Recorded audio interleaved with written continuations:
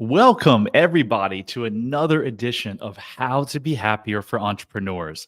Today, we have Penny on the show, and as usual, we're going to pack some amazing content in here. Penny, thank you for joining. How are you today? I'm doing great, and I'm really excited to be here. So thank you for inviting me to be a part of your show. You're so welcome. So, we're going to jump right in. So, I know that you work with successful entrepreneurs. I know it skews a little bit more towards women, you mentioned. But these entrepreneurs feel like there's something missing in their lives. They're doing great, but something's missing. What's the most common underlying issue that you've encountered with your clients, and how do you help them fill that void? Yeah, it's a great question, and a lot of them describe it as a disconnect, that they know that there's something more, they're capable of something more, and at the heart of it, when we dive into our work together, I take people through an identity process. And somewhere along the way, they have subconsciously leaned more into what others have told them uh, they should do in life, or how they should perceive the world, what's possible for them. And so they kind of thought to themselves, well, this is what I think. Like, think about someone who's younger, in their teens, maybe. This is a perfect example from a client a few years ago. She was an artist and she loved art. And her family was like, well, you can't make money at art. Why don't you take that art, channel it into architecture? And when she was in her early 30s, she absolutely burned out and almost had a mental breakdown from the pressure of running an architectural firm. And she ended up walking away. And what did she do? She became an artist and felt so much better. So there's this disconnect between what is our true heart's desire and what we've been conditioned, and we don't even realize we've been conditioned, would be more successful, more acceptable. So we fall into that pattern of disconnecting from what we really want and trusting ourselves. Wow, you said a lot there. What do you've been doing this for a long time and you've helped a lot of people. What do you generally find causes the lack of connection?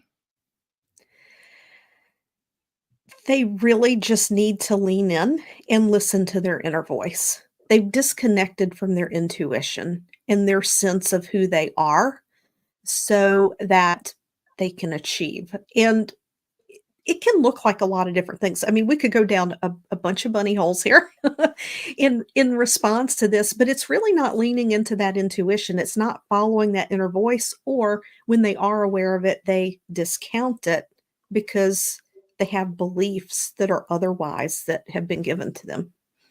Yeah. So what, and you may find, I'm curious if you find this similar situation with your clients, is a lack of connection usually is because they've gone through something stressful in their life, usually as a child, where their brain did its job and it literally had to disconnect because the pain or the stress was so bad that it's like, hey, I'm going to protect you. I'm just going to disconnect. Do you find that in your clients as well? Once in a while, I will have a client who in the past had an issue with disassociation, but more often than not, they have these coping mechanisms in place where they're seeking to fill a void, as you say, related to that incident when they're younger, where they're needing that love, that affection, that attention that they're not getting. So they may become people pleasers. They Right. may become high achievers. And in some instances, I remember so very vividly this one client when he was a toddler and in his mother's arms, she got a phone call and she looked upset. And in that instant, he goes, oh my God, mom's not happy. What do I have to do to fix this? And that was the foundations of his people pleasing tendencies. He didn't want to see that pain on her face because he loved her. And can a child ever please a parent? Oh gosh, no. Our happiness comes from the inside out. But when we're children, we're very egocentric. I mean, I learned that in nursing school. You go through human growth and development, and it's how everything relates to us. So his mother appearing to him to be happy And safe was directly tied to his sense of self and his safety and were his needs going to be met. And I think at the end of the day, one of the most profound moments for me a few years ago when I started my own personal growth journey was this realization that happiness comes from the inside. There's no event, there's no amount of money, there's no trip you can take, no car you can own.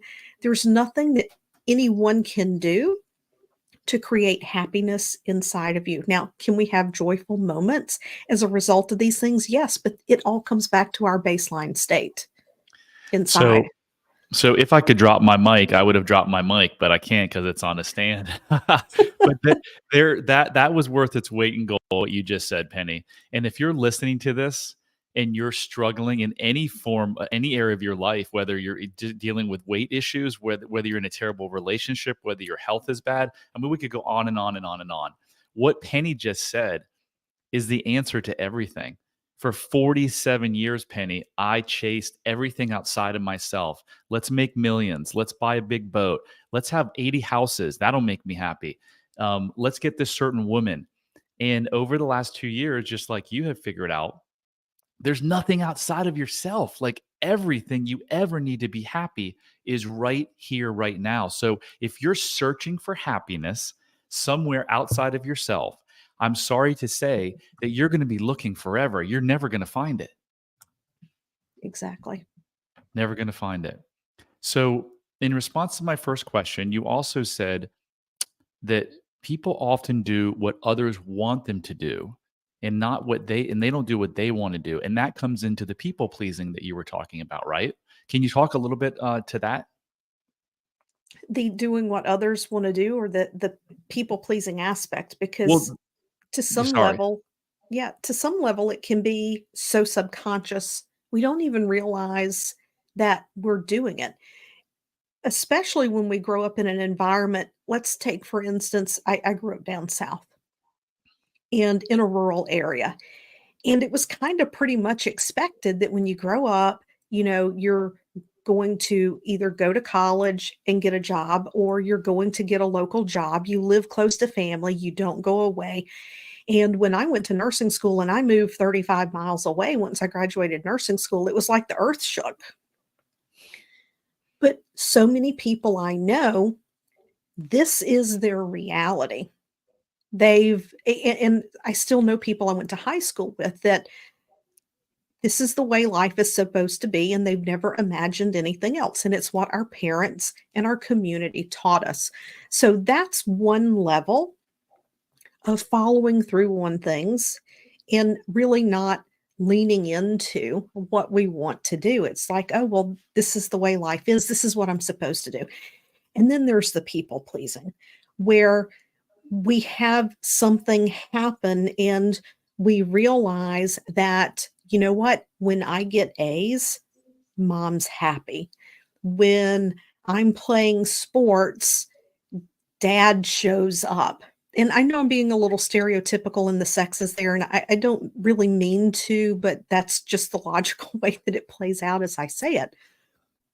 But we get um, validated through certain actions.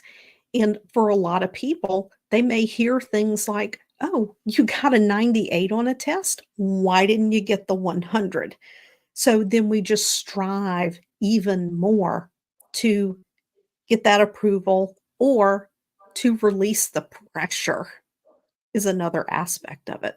So that's another example of searching for love and happiness outside of yourself. So we're programmed as a child. You just gave a great example.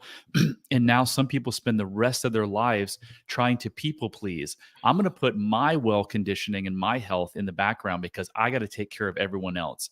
Gabor Mate is one of my mentors. He's been a physician for 40 years. And he says some of the sickest women with breast cancer come in and one of the diagnoses, the doctor said, you have breast cancer. The lady's response was, well, oh my gosh, how am I going to be able to take care of my husband? There was nothing wrong with her husband. So she was in that situation because all she ever did was give, give, give, give, give.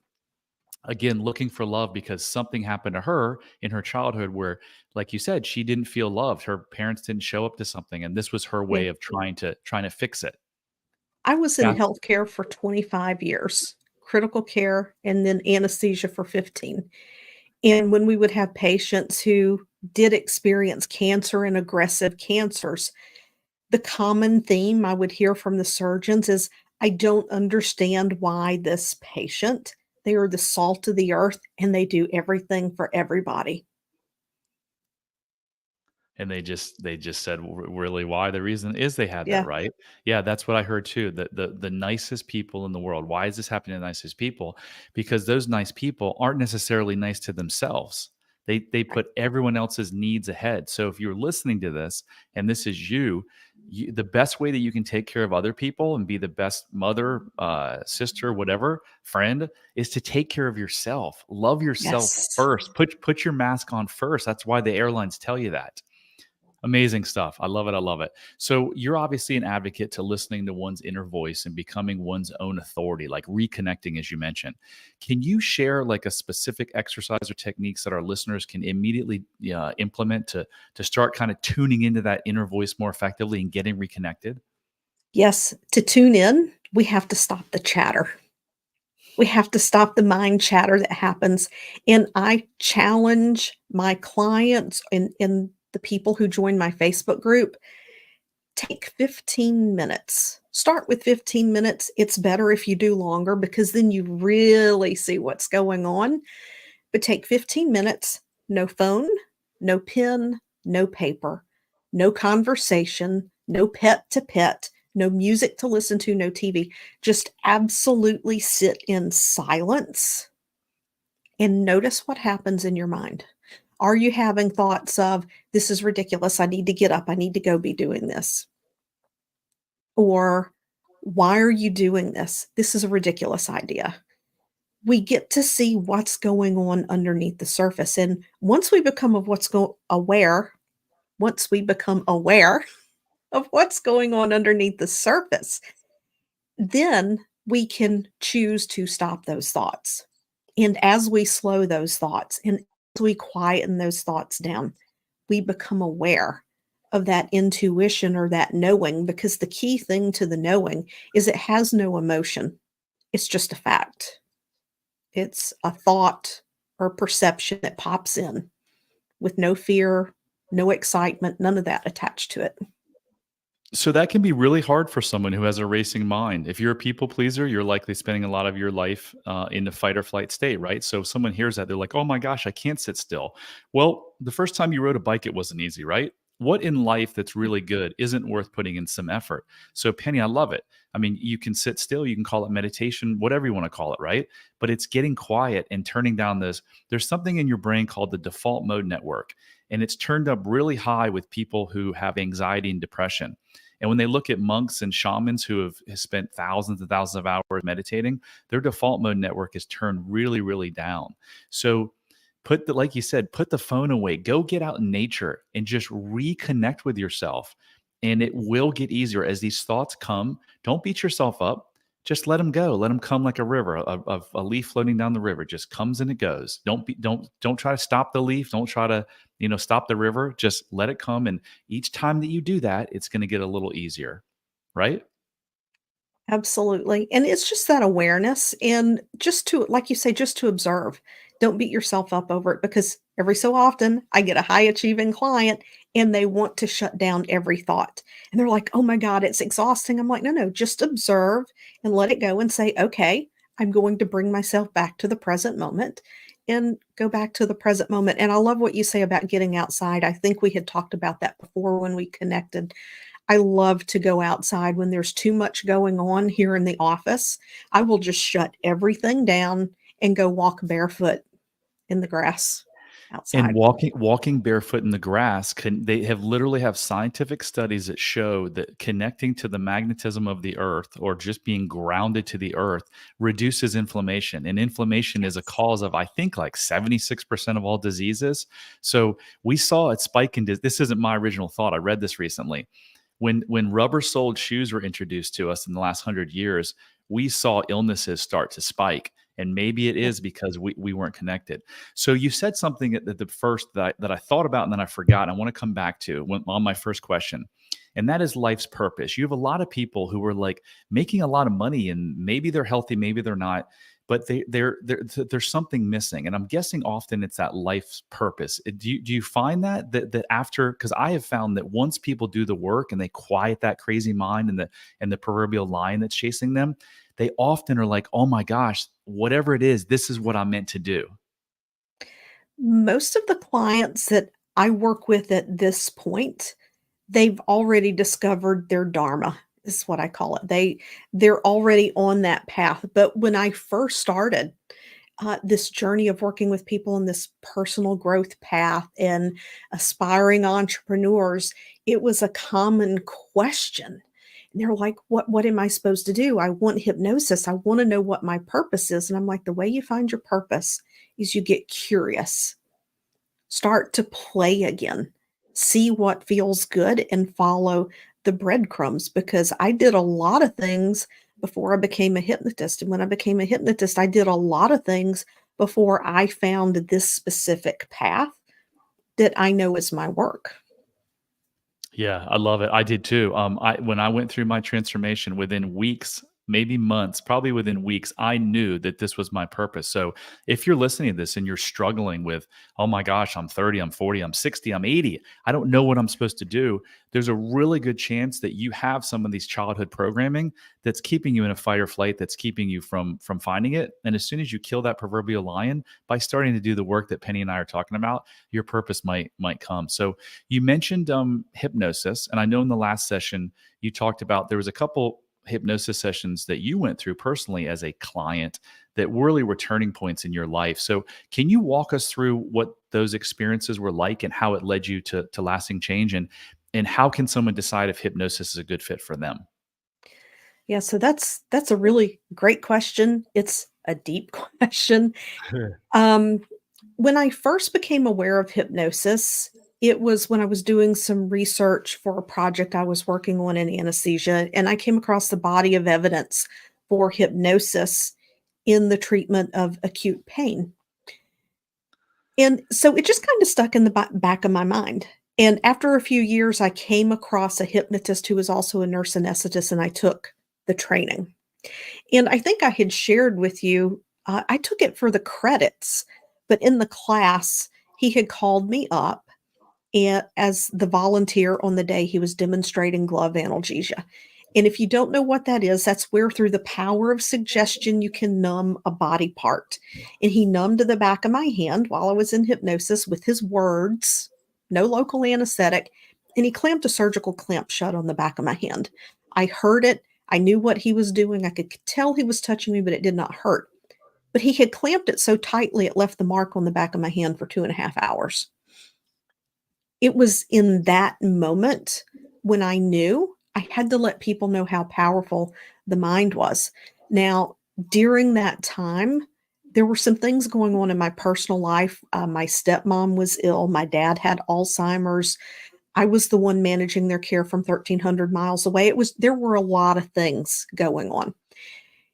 And they both passed away within 10 months of one another, 2013 and then 2014. And my husband wanted to move to my childhood home. Now, during all that time, even while taking care of them, I managed to open my hypnosis practice, and I fell in love with helping people. It lit my soul on fire. But when we moved from Connecticut to Mississippi, I closed my part-time hypnosis practice, and my anesthesia job here did not allow a schedule for me to continue to do that on the side. And every day I grew increasingly unhappy, more frustrated. I had a lot of anger and grief that I really didn't deal with, because when your parents are ill and things happen that quickly, you have to stay focused. So I never grieved. So one day in the fall of 2017, I was just doing something that we normally do, and I had a phone call that I responded to, and there was a trigger on that phone call. And 4 years of anger and pain exploded out of me. Within 2.5 hours, I had to go to work that day, so I came home, I showered, got ready to go to work, and I kept telling myself, and I looking back, this was my coping mechanism, right? Busyness. I was addicted to busyness. This is how I know this so well. And I just kept telling myself, if I can get to the hospital and I can get in the OR where my attention is demanded by my patient, I'll be fine. And I started the hour drive to work. And about 20 minutes out, I had this thought enter my head, if I cross the center line, I'll miss my golden hour. And if you're not familiar with trauma, that golden hour has to do with your survivability if you're in a major trauma. And that made me angry. I'm like, why did you have that thought? That's awful, right? You have so much to live for. So then that anger turned in on myself and I went into a spiral. By the time I reached the hospital and I pulled in the parking garage, I had tried to call several people. Everybody was busy, everybody was at work. The thought entered my head, if you just go into the back of the OR, you can pull out some propofol and fentanyl. And by the time anybody finds you, it'll all be over. And that scared me. Wow. That Wow. scared me. That scared me to death because I wanted to live. This is the Wow. war I was fighting in my mind. And 2.5 hours earlier, I had it all together, so to speak. I Yeah. felt like I had it all together. So fast forward, I got some help. I got some counseling. I was on antidepressants. I was on anti-anxiety meds. And it was just enough to keep me off the edge. The counseling wasn't working. And in my hypnosis training, I had trained in some advanced techniques that included forgiveness work and age regression. And I had used those techniques and I knew they worked, but I had never used them for something like this because it's out of my scope of practice as a hypnotist. So I asked my counselor, I said, I want to go to my mentor. I want hypnosis sessions. I know exactly what needs to happen. So she gave her blessing. I reached out to my mentor, and after 3 sessions, just 6 hours of the inner work, my life did a 180. It was like you had a smoke-filled room, and all of a sudden you just waved your hands, Wow. and the air was crisp and clear and light, like a fall morning. Wow. Eh, my husband was like, "What happened to you? Like, you're not bitchy anymore, excuse my French." And I said, "What do you mean?" And he goes, "Your tone of voice. It used to be your tone of voice, like your whole tone of voice has changed." I think for 6 months we didn't have a crossword, but it was in that moment that I became aware of just how life-changing hypnosis could be for somebody. So, Incredible. And what a yeah. what a story. So I can assure you that someone's listening to this saying, "What? They put a medical clamp on her that would create a lot of pain and she felt nothing?" And they're like, "That's impossible, right?" I would have probably been that person 3 years ago, but after doing all of my research and now employing hypnosis to help so many people change their lives, I'm not. And I read a book in the last couple months. I haven't gotten through it. I'm reading like 5 books at one time, and it was about a hypnotist from the early 1900s that actually went to the Mayo brothers before it was the Mayo Clinic and taught them how they can use hypnosis to reduce the amount of anesthesia that was needed to Mhm. give to the patients, and they were blown away. They went, so I mean, some of them did surgeries with no Yeah. anesthesia. I've met women who have had babies with nothing, but they were in hypnotic state, and they're like, it was nothing. It was amazing. So if you're a skeptic, I get it. I was too, and I'm sure you were too, Penny. But is there to my second part of that question? How can someone decide if hypnosis is a good fit for them? I think that you have to be in a state that you're ready for change. You don't wanna try it, but you're ready for change. That's the first piece. You've decided it's time to do something different. The second piece is if you're someone who, really deals with, um, patterns in your life, you keep seeing a repeating pattern. Hypnosis is good for that because that's gonna truly be subconscious when it's a pattern. Because we have habits and we have patterns, and hypnosis is also great for in breaking old habits and instilling new habits as well, right? And I think the key factor for everyone is to just have decided that you're ready for change, and hypnosis just speeds up that process for you. Love it. And look, if if you're suffering right now, You don't have to suffer. Listen to what Penny just said. She was literally had the thought about driving over the center lane into oncoming traffic, and then she went to, the thought of taking overdose at the hospital where she worked. So that's about as bad as it can get. And now, Penny, are you on antidepressants and anti-anxiety drugs now? No, actually, within 2 to 3 weeks after those sessions, I reached out to my doctor and said, "Look, I wanna wean off the antidepressants," and I had already slowly come down on the anti-anxiety medication before I had those sessions because the medication they had me on had a high addiction rate and it had a high propensity to create seizures and other problems. So, as a healthcare professional, I was just trying to find a way to cope. But with the antidepressants, you don't want to stop those cold turkey. And she goes, "I don't know. You were in a really bad place that day." I said, I know, but I'm good now." So about 2 months later, she finally agreed to let me cut them in half. And 2 or 3 months later, she let me stop them. And I've been on nothing since. So again, no matter where Nothing. you are on your journey, if you're suffering massively, if you're suffering a little bit, you don't have to suffer. And Penny and I have found that hypnosis is an amazing, amazing tool. And it's not what you see in the shows. It's just a deeply relaxed state where we can access your subconscious mind. That's it. So Penny, as we wrap up, tell us, you've worked with so many clients, and this show is for entrepreneurs. Can you give us a case study of a client who came to you who was, again, making some money, doing fine, but really wasn't doing fine, like something was really missing, and you helped them turn that situation around? Oh, absolutely. I would love to share the story of Mary Therese. I actually have an interview that I did with her. This is all public, what I'm going to share. I would never, ever, ever breach a client's confidentiality. But she has a successful bookkeeping business. She's highly niche. She only works with interior designers, and she had a business coach. And this business coach had helped her to build out a plan to grow her basically solopreneur business into an agency. It's what she wanted. And they had this plan, and she just wasn't taking the action. She had been deep into spirituality, she'd been using self hypnosis, and I happened to do a master class, and she reached out to me and she's like, "You know what? I'm still dealing with this lack of confidence. Like, I just, for some reason, I have this imposter syndrome that I cannot do this." So she and I connected. We worked through, where she felt the beliefs were coming into play. And after our very first session, she started making decisions and implementing.